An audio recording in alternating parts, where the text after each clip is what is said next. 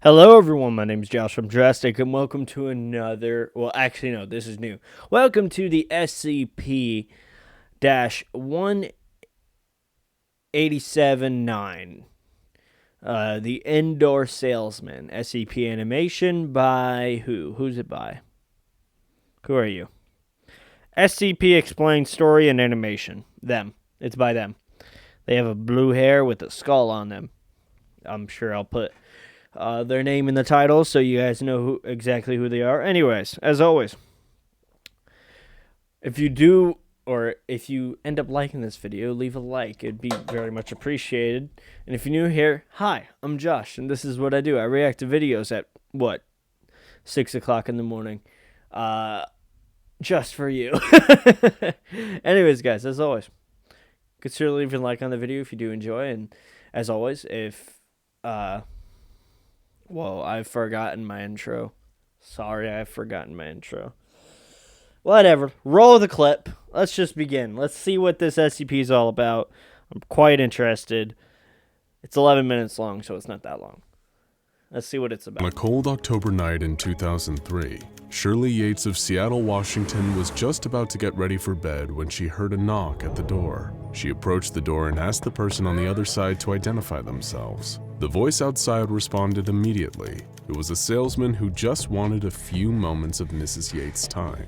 This was odd for two reasons. First, it was almost 10 o'clock at night, much later than is usual for door-to-door salesmen. And second, the knock hadn't come from Mrs. Yates's front door. It was coming from the door to her bathroom. Has your home ever been visited by a door-to-door salesman?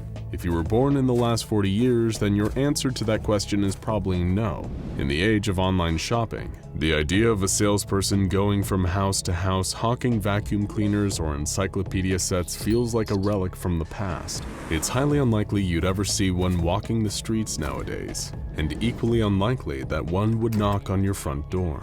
However, if you live in Washington state, you might need to be wary of a certain salesman who is still doing the rounds. SCP-1879, also known as the Indoor Salesman and the Doorman, is a phenomenon that manifests randomly in homes throughout Washington. Subjects will hear persistent knocking from the interior doors of their homes, and the affected door becomes classified as SCP-1879-1. The knocking doesn't stop until the door is opened, at which point the subject will be greeted by SCP-1879-2, a Caucasian man of indeterminate age standing around 170 centimeters tall. The man will claim to be a salesman and immediately try to pitch a bizarre product to the subject whose home he's just invaded. The SCP Foundation was first alerted to the existence of the indoor salesman when they had intercepted a 911 call coming from the home of Mrs. Shirley Yates. She had opened the door to her bathroom in an attempt to get the salesman to stop knocking, and once he was in her home, he refused to leave. According to Yates, he kept disappearing in and out of random doors in her house. Foundation Field Agent Rogers was equipped with a recording device and sent in to investigate the case with several other agents. When he arrived at the home, he found Mrs. Yates inconsolable. SCP-1879-2 was still rapidly talking at her, and strangely enough, the product he was holding and trying to sell to her was a border collie puppy. As soon as Agent Rogers entered the room, the man shifted his attention away from Mrs. Yates and towards him. He then started trying to sell the puppy to Agent Rogers. Agent Rogers did not want to purchase this puppy, but he found that the man spoke so quickly and urgently, he couldn't get a word in edgewise. The man was begging Rogers to take the puppy, practically shoving it in his face, saying that he didn't need any money, and that the only payment he needed would be some of your time. Rogers grew so annoyed at being talked over and interrupted that he ordered the other field agents to apprehend the indoor salesman. They did so, but as soon as the agents walked him out of the front door of the house, he disappeared without a trace. The agents remained in the area to monitor the situation. SCP-1879-2 manifested again in Mrs. Yates's home 6 hours later, still trying to trade the puppy for no money, just a little of her time, 12 years to be precise. After hours and hours of being worn down by this supernaturally pushy salesman, Yates relented and agreed to take the puppy, and immediately disappeared. The indoor salesman then disappeared himself through the closet door before he could be apprehended again. At a loss for what to do, the agents administered Class A amnestics to Mrs. Yates's family and left.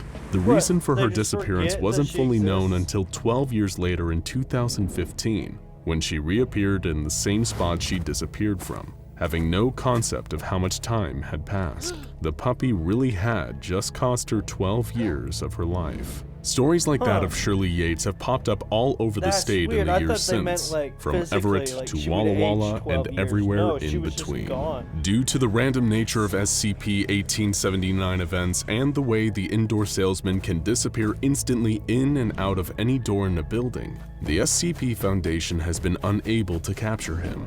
The best they've been able to do is monitor 911 calls from across the state, listening for keywords that might indicate another SCP-1879 infestation. When such an event is reported, the Foundation deploys Mobile Task Force Row 4, aka Shoes Salesman. This task force's entire purpose is to minimize the amount of harm the indoor salesman is able to cause by intercepting him before he can make a sale. This is a very important task, as evidenced by the story of Mrs. Yates, since while the products this salesman sells might be innocent, he doesn't accept payment in any normal currency.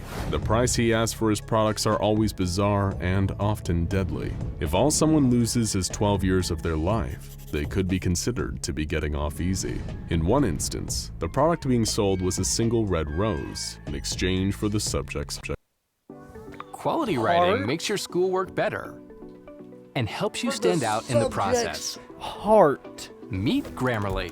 Why would you take that? Heart. Once the deal was sealed, the subject dropped dead on the spot, with an autopsy revealing that his heart and circulatory system vanished from inside his body. In another, the indoor salesman offered 220 bananas and told the subject to simply give him some sugar. The subject agreed, and all candied goods in the home disappeared. In a third, the indoor salesman was trying to sell a thermonuclear warhead, the price of which was the subject's soul. The subject accepted, and at first nothing seemed to have happened. The Foundation confiscated the warhead and placed it into non-anomalous containment. Later that day, the subject went to listen to some music, only to find that two of her vinyl records had gone missing: Lady Soul and Almighty Fire by world-famous soul singer Aretha Franklin. Funny. Even though he's incredibly invasive, annoying, and his transactions can be deadly, the indoor salesman still maintains a sense of humor. The fact that the Foundation can't capture the indoor salesman means that a lot of questions about him remain unanswered. The biggest by far is why he does what he does. In most SCP-1879 events, the indoor salesman seems frantic and desperate to make a sale. Often he will refer to having quotas and deadlines to meet, which implies some other unseen entity that he has to answer to. These questions remain unanswered because all attempts to interrogate the indoor salesman have been unsuccessful. When he manifests in a location, it's impossible to get him to stray from a sales pitch, and he disappears as soon as he successfully sells his wares. However, there was one instance where, after an SCP-1879 event took place, Foundation agents were there to witness a rare interaction between the indoor salesman and his mysterious employers. Agent Rogers and the rest of the shoes salesmen were called out to a home in Spokane, where rapid knocking had begun to emanate from the bedroom door. Equipped with recording devices, Rogers was able to record the voice of the indoor salesman coming from inside the bedroom. In the recording, the salesman grumbled to himself about not being able to meet his quota by tomorrow, saying that if he didn't, he'd be stuck in this world for the next century. He started knocking again, yelling through the door that he knew they were home.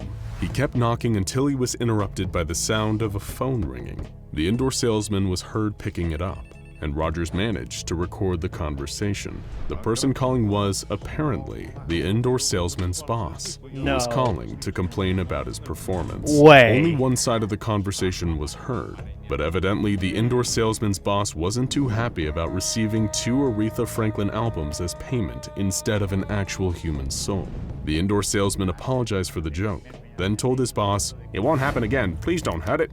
I'll meet the quota this time, I swear."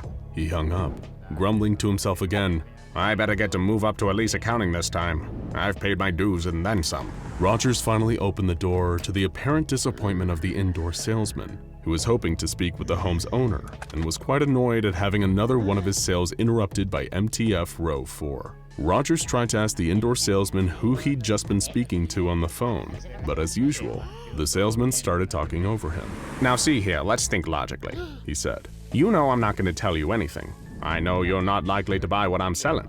So let's just move on to greener pastures. I'm coming up close to a deadline, and I'm sure you're swamped with making sure good people don't lose their jobs, so I'll just be on my way and let you do that.